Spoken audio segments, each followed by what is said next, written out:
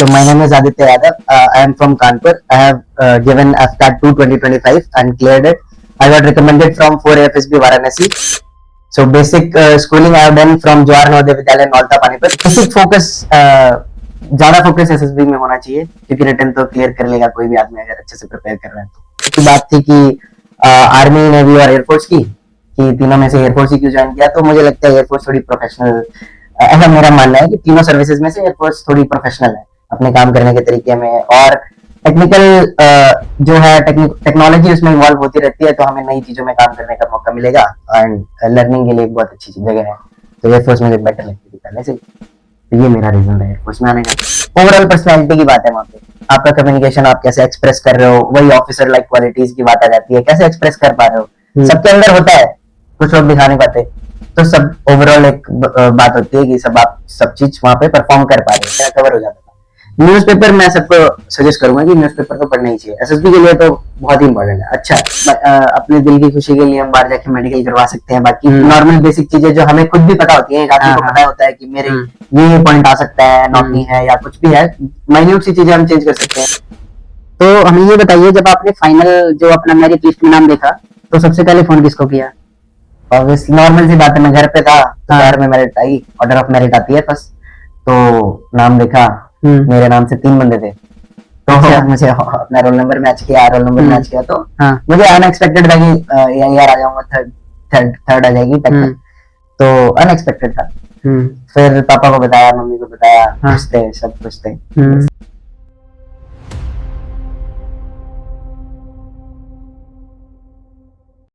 आज हमारे साथ मौजूद हैं आदित्य यादव, जिन्होंने एफकेट का 2/2025 जो अटेम्प्ट था उसको क्लियर किया है, और उन्होंने वायुसेना की एईएल ब्रांच में अपना सिलेक्शन जो लिया है।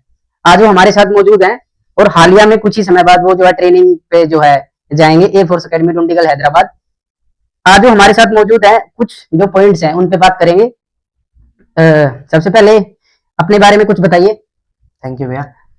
So my name is Aditya Yadav. I am from Kanpur. I have given AFCAT 2 2025 and cleared it. I got recommended from 4 AFSB Varanasi, and fortunately I am AIR 3 in technical. So basic schooling I have done from Jawahar Navodaya Vidyalaya Nolta Panipat, and after that I have given JEE Mains examination through which I got admission in Madan Mohan Malviya University of Technology. I completed my electrical engineering. Then I took a drop year for solely for defense, and fortunately I got recommended in my 5th attempt. I didn't opt for any coaching. Okay, अब आदित्य जी हम जो है वहीं से शुरू करते हैं जहाँ से आपकी कहानी शुरू होती है। तो सबसे पहले जो स्कूलिंग स्टार्ट होती है हमारी, स्टार्टिंग में जो है आपका प्राइमरी एजुकेशन, उसके बाद जो है secondary education, and after that you have to go for the graduation, and after that you have go for the preparation of your AFCAT and SSB interviews. ये सफर आपका कैसा रहा, इसके बारे में पूरी जानकारी आप जो है पूरे फैक्ट एंड फिगर के साथ जो है हमारे जो प्यारे दर्शक हैं उनको समझाइए। जैसे कि स्टार्ट किया था मैंने नवोदय से, मेरी स्कूलिंग हुई है जवाहर नवोदय विद्यालय पानीपत। मेरे 10th में 89.6 परसेंटेज थे, साइंस और मैथ में मेरा इंटरेस्ट था, तो मैंने नॉन मेडिकल ले लिया। उसके बाद 12th भी मेरा वहीं से कंप्लीट हुआ। कोरोना बैच था मेरा, तो 84.6 परसेंटेज मेरे वहाँ पे दे दिए गए। उसके बाद मैंने जेईई मेंस दिया, जेईई मेंस में स्टेट गवर्नमेंट कॉलेज मिल गया, मदन मोहन मालवीय, इलेक्ट्रिकल इंजीनियरिंग मिल गई। तो बेसिकली पहले से ही था कि एसएसबी क्लियर करना है, डिफेंस में जाना है, क्योंकि मेरे टाइप की जॉब थी, मुझे पता था इसी में सस्टेन कर पाऊंगा, तो उसी वही करना था। उसी पे मैंने अपनी पर्सनैलिटी पे भी काम किया ड्यूरिंग माई कॉलेज ईयर्स। 4 साल मैंने वही किया, स्पोर्ट्स खेलता था, सोसाइटीज में पार्टिसिपेट किया, कम्युनिकेशन इंप्रूव किया, और उसके बाद एंजॉय भी किया, कॉलेज में एंजॉय किया। उसके बाद 1 साल ड्रॉप ईयर लिया, मेरा एसएसबी अटेम्प्ट दिए मैंने, 5 में से 4 अटेम्प्ट मैंने अपने उसी ड्रॉप ईयर में दिए, और फिर लास्ट 5th अटेम्प्ट में मैं रिकमेंड हो गया। मैंने कोई कोचिंग वगैरह ली नहीं। हर अटेम्प्ट के बाद मुझे पता होता था कि यहाँ पे मेरी गलती रही, वीकनेस मुझे पता थी, तो मुझे लगा कि वीकनेस पता है तो इसको इम्प्रूव करा जा सकता है, और अगले अटेम्प्ट में हो जाऊंगा। ऐसे करते करते 5वां अटेम्प्ट आ गया और हो गया। तो आदित्य यादव जी ने बताया कि 5वां अटेम्प्ट में जो है इनका क्लियर हुआ है, तो और सेल्फ स्टडी से हुआ है। तो बहुत सारे जो है लोगों को डाउट रहता है कि हम जो है सेल्फ स्टडी से कुछ नहीं कर सकते, या फिर हमें अटेम्प्ट जो है more than 5 चाहिए, ऐसा कुछ भी नहीं है। एक जीता जागता उदाहरण आपके सामने है, और ये आपको जो है 5वें अटेम्प्ट में इन्होंने एसएसबी अपना फाइनल जो है मेरिट लिस्ट में जो है जगह बना ली है। ये बहुत ही इनके लिए जो है, मतलब इनके परिवार के लिए एक ये जो है बहुत ही बड़ी जो है सफलता है। एक्चुअली जो हमारे आदित्य यादव जी हैं वो जो है बहुत ही मतलब मध्यम वर्गीय परिवार से आते हैं, आदित्य जी, अब ये बताइए कि स्कूल के समय से ही जो है आपका डिफेंस फोर्सेज में जाने का सपना था, या फिर कुछ समय बाद मतलब कुछ बदलाव आपकी लाइफ में हुआ, या फिर आपने कुछ अपने आसपास के वातावरण में कोई बदलाव देखा? वो थोड़ा सा बताइए कि आपके अंदर वो चीज कहाँ से आई कि नहीं, मुझे जो है डिफेंस फोर्सेज ही ज्वाइन करना है। और फिर डिफेंस फोर्सेज में भी जो आर्मी नेवी भी थी, अब ठीक है, आपने हाँ, एयरफोर्स की तरफ जो है अपना जो कदम बढ़ाया, उसके बारे में थोड़ा सा हमारे दर्शकों को बताइए। तो जैसे कि मैं नवोदय से था, तो हमारे एलुमनाई मीट पे एक सर आते थे, सब लेफ्टिनेंट एट दैट टाइम। तो उनके साथ मेरा फर्स्ट इंटरेक्शन था, किसी कमीशन ऑफिसर के साथ बात करना। तो he had a great personality. तो उनसे बात करी, उनसे अमेज था मैं। वहीं से स्टार्ट हुआ धीरे धीरे। और कुछ मैं फिजिकल फिटनेस पे मेरा ज्यादा ध्यान था, स्पोर्ट्स में पार्टिसिपेशन ज्यादा करता था। तो मुझे पता था कुछ लाइफ में करना है तो वो डिफेंस की तरफ ही है, वहीं पे अपॉर्चुनिटी मिलेगी, डिफेंस के लिए भी मिलेगी, सर्व भी कर पाऊंगा कंट्री के लिए, और कुछ अपने बेनिफिट्स भी हैं। ठीक है, तो वहीं से स्टार्ट हुआ और वो कंटिन्यू रहा। आज तक वही है कि वही अच्छा लगता है, तो वही कर भी रहा हूँ। और एफकैट की बात है, रिटर्न के लिए अगर करें तो रिटर्न मैं अपना बैकअप लेके चल रहा था कि एसबीआई वगैरह के एग्जाम दे रहा था, एसबीआई पीओ के। तो उससे मेरा रिटर्न क्लियर हो गया था। एफकैट सेपरेटली मैंने एफकैट के लिए कोई बुक या किसी कुछ फॉलो नहीं किया। सजेस्ट नहीं करूंगा, सजेस्ट करूंगा कि फॉलो करो। बट मेरा काम उसी से हो गया। मेरा मैथ्स वगैरह अच्छा था, रीजनिंग अच्छा था। तो मेरा मुझे रिटर्न में कोई प्रॉब्लम नहीं है। उसके बाद एसएसबी के लिए सोनली खुद से इंट्रोस्पेक्ट किया, यूट्यूब वगैरह देखे, पॉडकास्ट देखे, बस फ्रेंड्स की हेल्प ली, जो रिकमेंड हो चुके हैं उनकी हेल्प ली, और अब आ गया। और जैसे कि बात थी कि आर्मी नेवी और एयरफोर्स की, कि तीनों में से एयरफोर्स ही क्यों ज्वाइन किया, तो मुझे लगता है एयरफोर्स थोड़ी प्रोफेशनल, ऐसा मेरा मानना है कि तीनों सर्विसेज में से एयरफोर्स थोड़ी प्रोफेशनल है अपने काम करने के तरीके में। और टेक्निकल जो है, टेक्नोलॉजी उसमें इवॉल्व होती रहती है, तो हमें नई चीजों में काम करने का मौका मिलेगा। एंड लर्निंग के लिए एक बहुत अच्छी जगह है। तो एयरफोर्स मुझे बेटर लगती थी पहले से। तो ये मेरा रीजन था एयरफोर्स में आने का। तो आप सभी ने देखा कि कैसे जो है इन्होंने एयरफोर्स को ही क्यों जो है चूज किया, इसके बारे में बहुत ही अच्छे से बताया। जो है कहानी को आगे बढ़ाते हैं। अब हमारे दर्शक जानना चाहते हैं आपसे कि आपने जो है रिटन एग्जाम के लिए क्या स्ट्रेटजी जो है अपनाई, क्योंकि मैक्सिमम बच्चे जो है मतलब रिटन ही क्लियर नहीं कर पाते, अगले फेज में तो जाना जो है फिर जो दूसरी बात हो जाती है। तो रिटन एग्जाम के लिए आपने क्या जो है स्ट्रेटजी लगाई, कैसे आपने क्लियर किया, किस सेक्शन को आपने जो है ज्यादा जोर दिया? आपने एग्जाम दिया, आपको लगता होगा कि किस सेक्शन को पहले करना चाहिए, आपको पता है कि उसमें नेगेटिव मार्किंग भी है 1/3, तो उस बात को ध्यान में रखते हुए इंपॉर्टेंट बताइए, तो क्या उसमें हमें जो है छोड़ना चाहिए, ठीक है? तो उसके बारे में थोड़ा सा जो है हमारे दर्शकों को बताइए। तो रिटर्न तो रिटर्न के लिए जैसे बताया मैंने, और एग्जाम की प्रिपरेशन में कर रहा था, तो उससे मेरा मैथमेटिक्स और रीजनिंग अच्छा था। पहले से मेरा मैथ्स का थोड़ा नॉन मेडिकल बैकग्राउंड है, बीटेक किया हुआ है, तो मेरा मैथमेटिक्स अच्छा था। तो मैं सजेस्ट करूंगा, बेसिक मैथमेटिक्स आता है तो मैथमेटिक्स अपना अच्छा करो, बेटर है। रीजनिंग अच्छा करो, ठीक है। इंग्लिश कम्युनिकेशन आपका एसएसबी में भी हेल्प करेगा, तो इंग्लिश आपको स्टार्टिंग से ही करना पड़ेगा। जीके बहुत लोगों का वीक होता है जो नॉन मेडिकल बैकग्राउंड से आते हैं, तो जीके भी सजेस्ट करूंगा कि पढ़ लेना चाहिए, एक बार के लिए तो पढ़ ही लेना चाहिए। अपना नॉर्मल हिस्ट्री, इकोनॉमिक्स और ज्योग्राफी वगैरह क्लियर कर लो, और जनरल नॉलेज वगैरह, जनरल अवेयरनेस वगैरह भी क्लियर करके चलो, क्योंकि जनरल अवेयरनेस का अच्छा खासा पार्ट आता है। ठीक है, इससे हो जाएगा। 3 सेक्शन अगर अपने इंप्रूव कर लेंगे, इंग्लिश, रीजनिंग और मैथमेटिक्स, तो एग्जाम आप कहीं ना कहीं पहुंच जाओगे। और मेरिट में भी जगह बनानी है तो स्कोर भी कर लोगे ठीक ठाक। ठीक है, बेसिक फोकस, ज्यादा फोकस एसएसबी में होना चाहिए, क्योंकि रिटर्न तो क्लियर कर लेगा कोई भी आदमी अगर अच्छे से प्रिपेयर कर रहा है तो। रिटन एग्जाम की स्ट्रेटजी में आपने एक बात शायद आप छोड़ दी है कि आपने सबसे पहले कौन सा जो है सेक्शन अटेम्प्ट किया था। ये डाउट रहता है कि हमें कौन सा सेक्शन पहले चढ़ना चाहिए जो कि ज्यादा स्कोरिंग है। बंदों को उसी हिसाब से चलना चाहिए जो उसका स्ट्रॉन्ग पॉइंट है। जैसे मेरा मैथमेटिक्स था, मैं मैथ से स्टार्ट करता था, स्पीड बना के चलता था, और मैक्सिमम अटेम्प्ट करने की कोशिश करता था विद एक्यूरेसी। ठीक है, उसके बाद रीजनिंग अटेम्प्ट करता था, उसके बाद इंग्लिश, जो मेरे प्रायोरिटीज ऑर्डर है जिसमें मैं स्कोर करता हूँ सबसे पहले वो, फिर नेक्स्ट, फिर नेक्स्ट, टाइम मेंटेन करते करते। फिर जीके सबसे लास्ट में आता है, क्योंकि वो टाइम भी कम लेता है और मेरा वीक भी था तो मैं सबसे लास्ट में उसे ही करता था। उसके बाद टाइम बच भी जाता था, तो दोबारा से रिपीट करके कुछ क्वेश्चन गो थ्रू कर सकते हैं, रीचेक कर सकते हैं। तो यही सजेस्ट करूंगा, जो स्ट्रॉन्ग है वहां से स्टार्ट करें, कॉन्फिडेंस भी आएगा और टाइम भी बचेगा, और फिर आगे प्रोसीड करें। आदित्य जी ने बहुत ही अच्छे से ये जो है बात क्लियर करी, लेकिन मैं भी इसमें साथ एक अपना पॉइंट जोड़ना चाहूंगा, क्योंकि ये जो सबकी स्ट्रेटजी होती है ये जो है अलग अलग होती है। किसी का हाँ, कोई सा बिल्कुल। हिस्सा जो है स्ट्रॉन्ग होता है, कोई स्टार्ट करता है इंग्लिश से जो है, कोई करता है रीजनिंग से, ये सबका डिफरेंट हो सकता है। कुछ लोग ये कहते हैं कि एफकैट का जो रिटर्न होता है उससे ज्यादा जो इम्पोर्टेंट होता है वो जो है इसका इंटरव्यू, उसके बारे में थोड़ा सा बताइए। वो मतलब कुछ हवा बनाया हुआ है, वो एक्चुअल में ही है? क्योंकि आप तो जो है उसको फेस किए हो, 5 दिन का है, हाँ, तो वो आपके सामने लाइव जो रहा है आपने देखा है। वो पहले जो है मतलब डाउट क्लियर करिए दर्शकों का, उनको लगता है कि वो एक फियर टाइप है, डर जाते हैं, वो थोड़ा बताइए। तो मेरा प्रोसेस, मेरा क्या था, मेरा एक्सपीरियंस जो है वो मैं शेयर कर सकता हूँ। तो बेसिकली मेरा तो फिक्स था कि जाना ही डिफेंस फोर्सेस में है, तो मैं पहले से ही प्रिपेयर कर रहा था कि करना तो यही है, तो डरना तो था ही क्या, हाँ। करना था तो करना ही है। हम्म। तो डर तो कुछ है नहीं बेसिकली, अगर आप जा रहे हो डिफेंस फोर्सेस के लिए जा रहे हो, एज एन हाँ। ऑफिसर जा रहे हो, हाँ। तो करना पड़ेगा, डर की कोई बात ही नहीं। ठीक है, तो ये बात होगी। उसके बाद अगर प्रिपरेशन की बात करें या 5 दिन की बात करें, तो ओवरऑल पर्सनैलिटी की बात है वहाँ पे। आपका कम्युनिकेशन, आप कैसे एक्सप्रेस कर रहे हो, वही ऑफिसर लाइक क्वालिटीज की बात आ जाती है, कैसे एक्सप्रेस कर पा रहे हो। सबके अंदर होता है, कुछ लोग दिखा नहीं पाते, तो सब ओवरऑल एक बात होती है कि सब आप सब चीज वहाँ पे परफॉर्म कर पा रहे हो। ठीक है। आप जब इंटरव्यू सेंटर पे जब पहुंचे तो आपका पहला इंप्रेशन क्या था? एएफएसबी सेंटर पे जब आप Okay. पहुंचे तो आपका फर्स्ट इंप्रेशन क्या बना? वैसे तो मैं एक हाँ। दिन पहले ही आ जाता हूँ, हाँ हाँ। हमेशा अपने एसएसबी से एक दिन पहले मैं आ जाता था, तो घूम लेता था उसके सेंटर के बाहर घूम लेता था थोड़ा। एक लगता है फेमिलियर सी बात आ जाती है। तो एज अ 5th अटेम्प्ट था मेरा जिसमें मैं हाँ। रिकमेंड हुआ, तो डर वगैरह तो कुछ था नहीं, हर चीज को प्रोसेस को 4 बार देख चुका था, ऑलरेडी देख चुका था, फील कर चुका था, तो डर तो नहीं था, बस इतना ही था कि अच्छा करना है, फर्स्ट डे अच्छा करना है, क्योंकि फर्स्ट डे स्क्रीनिंग डे है, उसमें तो जाना ही है, सबसे मुश्किल तो वही है। आपके 5 जो आपने 5 अटेम्प्ट बताए कि आपका 5वें में जाके क्लियर हुआ, हमारे जो दर्शकों को थोड़ा ये भी क्लियर करिए कि उन 5 अटेम्प्ट्स में आपने कितनी बार जो है स्क्रीन इन किया और कितनी बार जो आप मतलब कॉन्फ्रेंस के जो लेवल तक पहुंचे, उसके बारे में बताइए। कितनी बार स्क्रीन इन किया, कितनी बार? जैसे कि कोचिंग ली थी मैंने, फर्स्ट अटेम्प्ट मैंने दिया था 2022 टीएस एंट्री का था, टेक्निकल एंट्री स्कीम, तो उसमें मैं स्क्रीन आउट था, ऐसे ही गया था, सब ऐसे ही जाते हैं, हम मुझे लेने गया था तो स्क्रीन आउट हो गया। सेकेंड अटेम्प्ट मेरा भोपाल में था, सीधा ग्रेजुएशन के बाद 2025 में दिया था, जून 2025, उसमें मैं कॉन्फ्रेंस आउट हुआ। ठीक है, फर्स्ट टाइम स्क्रीन इन हुआ था। फिर नेक्स्ट अटेम्प्ट में मैं भोपाल ही गया था आर्मी टेक के लिए, उसमें मैं स्क्रीन आउट हुआ। फिर नेक्स्ट अटेम्प्ट में conference out navy tech, then फिर रिकमेंड हुआ मैं। तो ये मेरा था।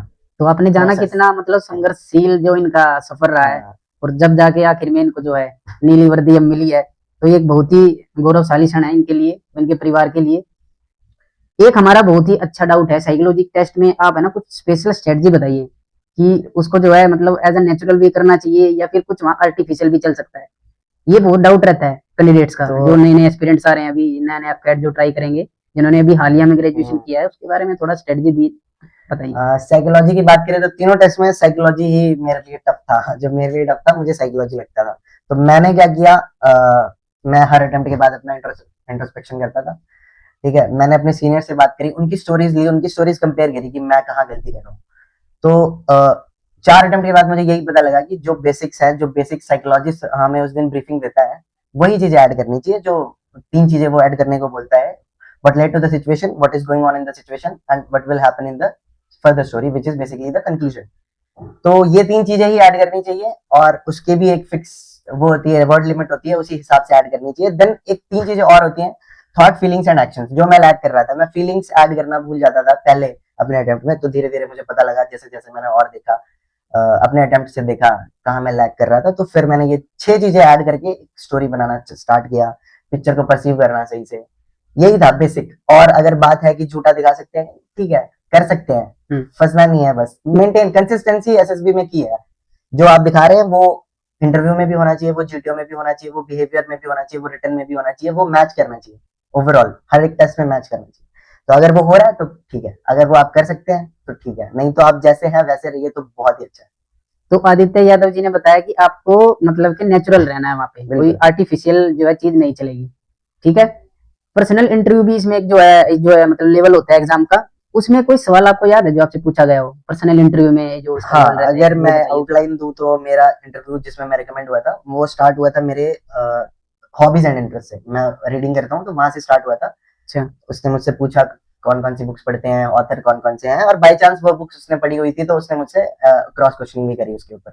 मतलब थोड़ा जो है उसके अंदर जाके हाँ जी, क्वेश्चन पूछा उन्होंने। बिल्कुल, कैरेक्टर्स के बारे में। हाँ। उसने भी आयो ने वो हाँ, बुक्स हाँ। पढ़ी हुई थी ऑलरेडी। अच्छा अच्छा। तो फिर उसके बाद फिजिक्स के क्वेश्चंस, मेरा इंजीनियरिंग बैकग्राउंड है तो नॉर्मल फिजिक्स के क्वेश्चंस हुए, वो मैंने आंसर किए, कुछ नहीं किए तो सॉरी भी बोल दिया। ठीक है, वो मैं मेंटेन करना होता है, अपना काम मेंटेन रखना है, जो मैंने सीखा, अपना काम मेंटेन रखिए। नेक्स्ट क्वेश्चन पे फोकस करें जो पूछ रहा है। फिर फैमिली रिलेटेड क्वेश्चंस ज्यादा थे, family related, personal questions, friend से रिलेटेड, भाई बहन सिबलिंग से रिलेटेड, और यही था अपना मेजर इंटरव्यू फोकस था अपने फैमिली पे, पर्सनल इंटरव्यू पे। ओके आपने लाइफ में क्या किया, कैसे अपनी कॉलेज किया, कैसे हम्म। स्कूलिंग करी, ग्रेड्स क्या थे, को करिकुलर एक्टिविटीज, हॉबीज, इंटरेस्ट, ठीक है। Then basic knowledge, general awareness की थी, जनरल अच्छा। अवेयरनेस इंपॉर्टेंट था, उसने पूछा, क्रॉस क्वेश्चनिंग करी। हम्म। देन एयर फोर्स से रिलेटेड, आप फोर्सेस में जा रहे हो, क्यों जा रहे हो, बेसिक हम्म। क्वेश्चन है, क्यों जा रहे हो, क्या इम्प्रूव कर, क्या आपको मोटिवेट करता है फोर्सेस ज्वाइन करने के लिए, ये सब हम्म। क्वेश्चन हो गए। हम्म। बस और कुछ फोर्सेस के बारे में, एयरक्राफ्ट के बारे में, तो नॉर्मल सी बात है, अगर आप फोर्सेस में जा रहे हो तो आप उस चीज के बारे में पता करके जाते हो।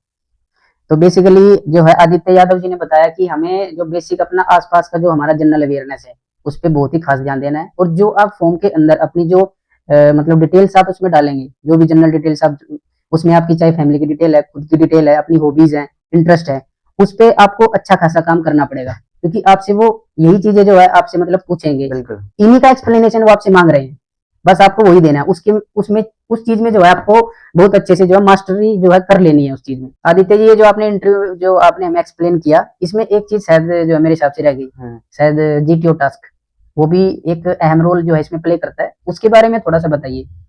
तो जीडीओ जीडीओ ऑफिसर जो होता है, सबसे ज्यादा टाइम उसी के पास होता है आपको असेस करने का, क्योंकि 2 दिन होते हैं पूरे, मल्टीपल टास्क से गो थ्रू होते हो आप, one by one. Indoor task भी होते हैं, आउटडोर टास्क भी होते हैं, जीडी से स्टार्ट होता है, इंडिविजुअल ऑब्स्टिकल, ग्रुप टास्क, सब कुछ होता है। तो बाई चांस मैं जीटीओ मेरा अच्छा था, ठीक है, ग्रुप के साथ मेरे ग्रुप डायनेमिक्स अच्छे थे, नया ग्रुप के साथ मैं अच्छा परफॉर्म कर पाता था। तो अगर मेरी बात करें तो जीडी के लिए मैंने न्यूज़पेपर पढ़ने में मैं कंसिस्टेंट था, क्योंकि मुझे अपनी कम्युनिकेशन भी इंप्रूव करनी थी, इंग्लिश कम्युनिकेशन इंप्रूव करनी थी, और जनरल अवेयरनेस भी मेरा वीक था, तो जनरल अवेयरनेस वाला पार्ट मेरा कवर हो जाता था। न्यूज़पेपर मैं सबको सजेस्ट करूंगा कि न्यूज़पेपर तो पढ़ना ही चाहिए, एसएसबी के लिए तो बहुत ही इंपॉर्टेंट है, अच्छा है, बहुत कौन सा helpful जो है नेशनल न्यूज़पेपर आप है। जो है recommend मैं करोगे? इंडियन एक्सप्रेस फॉलो करता था। इंडियन बाकी एक्सप्रेस इन्होंने बताया, तो शायद आपको भी फॉलो करना चाहिए। हाँ, बाकी कोई सा भी कर सकते हैं, हाँ। बट मेरे लिए बहुत हेल्पफुल था। मुझे जीडी में इंपॉर्टेंट पॉइंट्स या जनरल अवेयर था, तो मैं ऐड कर पाता था कि अभी करंट इवेंट्स क्या चल रहे हैं, तो उससे एक अच्छा इम्पैक्ट पड़ता है जीडी पे, कि कैंडिडेट जनरली अवेयर है। ये हो गया। उसके बाद ये मेरा इंटरव्यू में भी हेल्प कर जाता था, क्योंकि इंटरव्यू भी क्वेश्चन पूछ लेता है कि जनरल अवेयरनेस से रिलेटेड क्वेश्चन पूछ लेता है, तो आप उससे अवेयर रहोगे।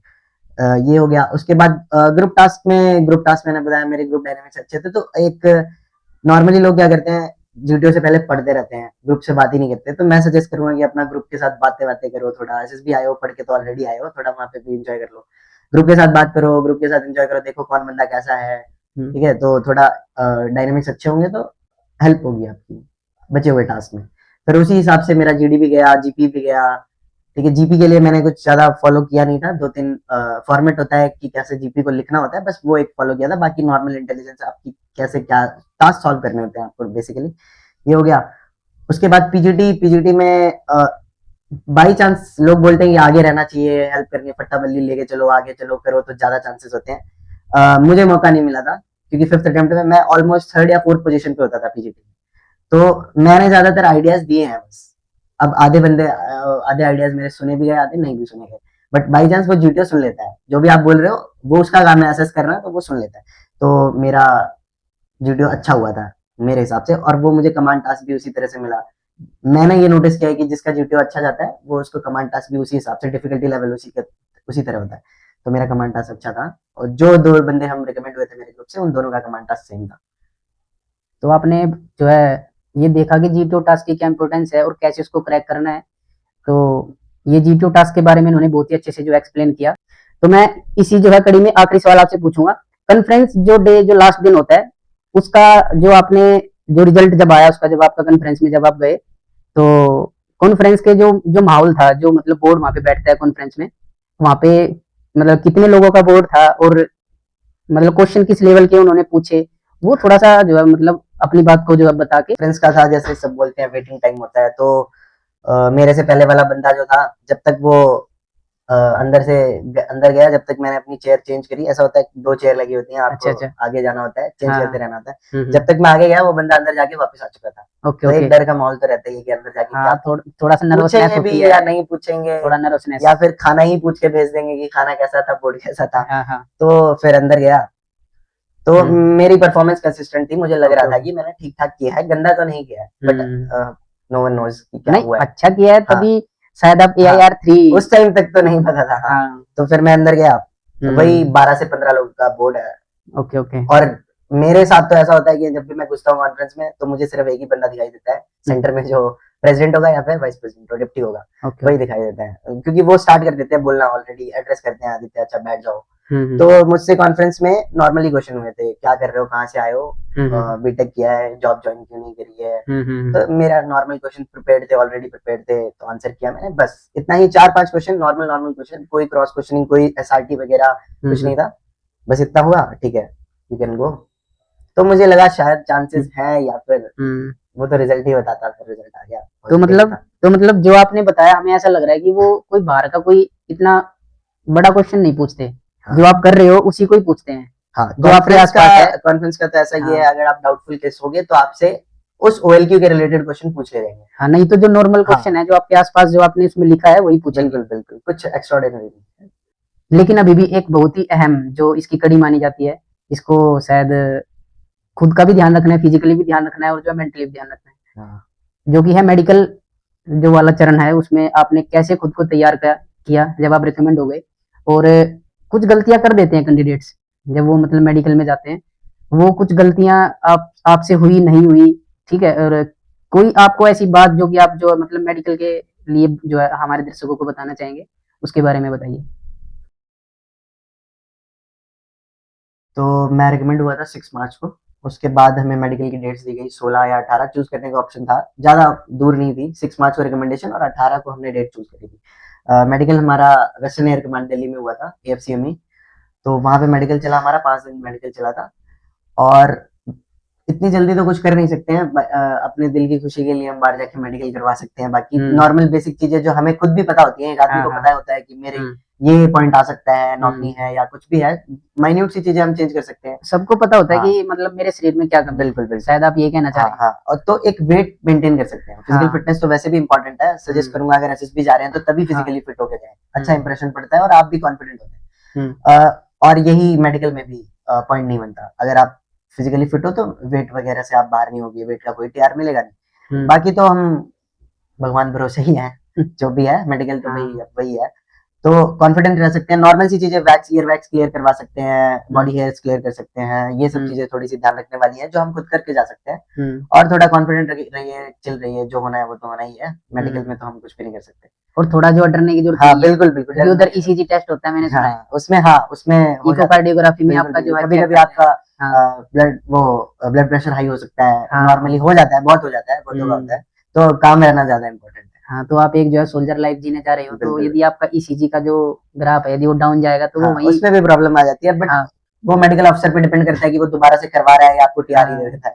ओके ओके, तो मतलब आपको जो है दोबारा मतलब री मेडिकल का मौका नहीं मिला, आप फर्स्ट टाइम में क्लियर कर गए। फर्स्ट टाइम में क्लियर हो गया, तो फर्स्ट टाइम में इनको ग्रीन कार्ड जो है इशू हो गया मेडिकल का। ये एक बहुत ही बड़ी अचीवमेंट है, रिटर्न, उसके बाद इंटरव्यू और उसके बाद जो है मेडिकल। तो इन्होंने सब काम जो है फर्स्ट एक ही बार में मतलब फुल फ्लैज जो इन्होंने कर लिए। ये एक बहुत ही जो है मतलब बहुत बड़ी अचीवमेंट हम इसको जो है कहेंगे। फर्स्ट टाइम में सबका नहीं होता है, इनका तो जो है शायद इन्होंने अटेम्प्ट बताया 5, उसके बाद जो है मेडिकल जो था थोड़ा लग भी काम करता है, आपको लगता है कई बार ऐसा? मेडिकल में लग काम करता है। अच्छा, आपने ऐसा SSB आपका दिन कैसा है, आपके असेसर्स कैसे हैं, करता है, ग्रुप कैसा है, बट ओवरऑल जो एक्सीड करती है वो मेहनत ही है आपकी, कैसी आपकी प्रिपरेशन है, कैसा आपका कॉन्फिडेंस है, अगर वो सब अच्छा है तो आप हो जाओगे। तो हमें ये बताइए, जब आपने फाइनल जो अपना मेरिट लिस्ट में नाम देखा तो सबसे पहले फोन किसको किया? ऑब्वियसली नॉर्मल सी बात है, मैं घर पे था, दोपहर में merit I, order of merit आती है फर्स्ट, तो नाम देखा, मेरे नाम से 3 बंदे थे, तो मुझे अपना रोल नंबर मैच किया, तो मुझे अनएक्सपेक्टेड था कि यार आ जाऊंगा, थर्ड आ जाएगी टेक में, तो अनएक्सपेक्टेड था। फिर पापा को बताया, मम्मी को बताया, खुश थे, सब खुश थे। तो जो पहले मतलब मार पिटाई जो मम्मी के और पापा की तरफ से मिलती थी, तो उस दिन आपके प्रति कैसा माहौल था घर वालों का? बिल्कुल, सब खुश होते हैं, वो मार पिटाई भी उसी के लिए मिली है कि ये दिन देखना पड़े। हाँ, तो शिकायत करने की जरूरत नहीं है, वो जो पिटाई है वो एक अच्छी इन्वेस्टमेंट है जो वो करते हैं हमारे ऊपर, और वो एक दिन हमें एक अच्छा रिजल्ट जो है हमारे सामने जो ला के देती है। उदाहरण आपके सामने है, ठीक है। इसके बाद ये बताइए कि आप कुछ समय बाद जो है जो ट्रेनिंग के लिए चले जाएंगे, और वहां पे भी बहुत सारे जो है मतलब आपकी जो है ट्रेनिंग फेज चलेगा, तो वहां पे आप कैसे, उसके लिए आपने कुछ तैयारी करी है प्री ट्रेनिंग? मतलब ट्रेनिंग बस as a mental training, as a physical training, बिल्कुल हाँ उसका, उसके बारे में थोड़ा सा, क्योंकि एस्पिरेंट्स के और जो है कैंडिडेट्स के डाउट रहते हैं कि हमें ट्रेनिंग पे जाने से पहले जो है कुछ मेंटल ट्रेनिंग, कुछ फिजिकल ट्रेनिंग करनी है, नहीं करनी है, या फिर सीधा ही कूदना है मैदान में, उसके बारे में थोड़ा सा बताइए। सीधा तो नहीं कूदना है, बेटर है कि प्रिपेयर होके जाइए हर जगह। तो मैंने अपने सीनियर से कांटेक्ट वगैरह किया, फिजिकली ट्रेनिंग जैसे फिजिकल पे ज्यादा ध्यान देते हैं, तो बेटर है कि आप पहले से ही फिजिकली प्रिपेयर्ड रहे उस चीज के लिए। तो रनिंग वगैरह बेसिक फिजिकल एक्सरसाइजेज वो करके जा रहा हूँ। तो बस होपफुल हो कि चोट वगैरह ना लगे, इंजर्ड वगैरह ना हो, बस। आदित्य जी, आपने बहुत ही खुलकर जो है अपनी कहानी जो है हमारे साथ शेयर करी, और हमें उम्मीद है कि आपकी कहानी हजारों जो हमारे युवा हैं, उनके जो कि भारतीय वायुसेना में एज अ ऑफिसर बनने का सपना देख रहे हैं, उनको प्रेरित करेगी, और उनके जो कुछ कॉमन डाउट्स हैं वो जो है बहुत ही अच्छे से क्लियर करेगी। आपको एयरफोर्स एकेडमी और आगे के सैन्य जीवन के लिए हमारी तरफ से बहुत सारी शुभकामनाएं। लेकिन उसके साथ हम एक आपसे क्वेश्चन, जो एक लास्ट क्वेश्चन और बनता है, फ्यूचर जो एस्पिरेंट्स हैं, जो आगे आने वाले समय में फॉर्म जो है फिलअप करेंगे इसका, उसके लिए आप क्या पॉइंट्स, क्या गुर, क्या टिप्स उन्हें देना चाहेंगे? अपने हिसाब से क्या होना चाहिए वो थोड़ा सा बताइए उसके बारे में। मेरे हिसाब से तो अगर आपको जाना है डिफेंस फोर्सेज में एज एन ऑफिसर जाना है, तो एसएसबी के साथ साथ आप अपनी पर्सनैलिटी पे फोकस करो तो ज्यादा बेटर है। एक ओवरऑल पर्सनैलिटी डिमांड करता है डिफेंस फोर्सेस। तो आप अपने डे टू डे लाइफ में वो चीजें करो जो आप अपने पीआई की फॉर्म में फिल कर रहे हो। एग्जैक्टली जो आप इंटरेस्ट, हॉबीज, जो भी आप लाइफ में करते हो, जो भी आप वहां पे बोलने वाले हो, आप उस चीज को करो, आप अपनी लाइफ में इंस्टिल करो, वो डे टू डे लाइफ में इंस्टिल करो, वो चीजें करो। ठीक है, और अपनी पर्सनैलिटी पे काम करो, कम्युनिकेशन पे काम करो, ऑफिसर लाइक क्वालिटीज है उनको देखो क्या है, लोगों से बात करो, अपना बैकअप बना के चलिए। जितना अगर आपके पास बैकअप होगा अच्छा, तो आप बेटर परफॉर्म कर पाओगे एसएसबी में, आपके पास प्रेशर नहीं होगा। तो यही सब चीजें हैं। एसएसबी के साथ साथ अपना पर्सनैलिटी पे फोकस करना इम्पोर्टेंट है। अभी आपने अपनी पूरी जर्नी जो है हमारे चैनल के माध्यम से हमारे साथ साझा की, स्कूलिंग से लेकर बीटेक, एफकेट प्रिपरेशन, आपका जो है मतलब रिटन एग्जाम की क्या स्ट्रेटजी थी, एएफएसबी, उसके बाद मेडिकल, मेरिट लिस्ट, और अब एयरफोर्स एकेडमी डुंडीगल हैदराबाद में आप एक एयरफोर्स एज एन ऑफिसर आप ज्वाइन करेंगे। ये हमारे लिए और हमारे दर्शकों के लिए और आपके जो परिवारजन है उनके लिए जो है एक बहुत ही प्रेरणादायक है, एक जो है मतलब गौरवान्वित जो पल है। हम इसकी जो है आपको जो है बहुत बहुत जो है शुभकामनाएं देते हैं। एजुकेशन एआई भारत चैनल की पूरी टीम आपको जो है पूरा हार्दिक अभिनंदन करेगी जब आप एज एन ऑफिसर वहां से जो है ट्रेनिंग पास आउट होंगे। यदि हमें मौका मिला तो आपसे एक बार फिर आपको जो है नीली वर्दी में मौका मिला तो आपको फिर बुलाएंगे। और हमारे जो दर्शक हैं, आपको जो ट्रेनिंग के दौरान जो चीजें आप देखोगे, वो कुछ डाउट्स रहते हैं कि वहां पे क्या होगा, वो जो चीजें हैं वो भी हम आपसे जो है जानने का प्रयास करेंगे। अब देखते हैं आपकी पोस्टिंग हमारे पास रहेगी या दूर रहेगी, देखते हैं, वो तो पता नहीं। हमें पूरा विश्वास है कि आप एक उत्कृष्ट एयरफोर्स ऑफिसर बनेंगे थैंक यू। और अपनी जर्नी को जो है बहुत ही अच्छे से स्टार्ट करेंगे। बहुत बहुत धन्यवाद आदित्य जी हमारे चैनल पे आने के लिए। जय हिंद।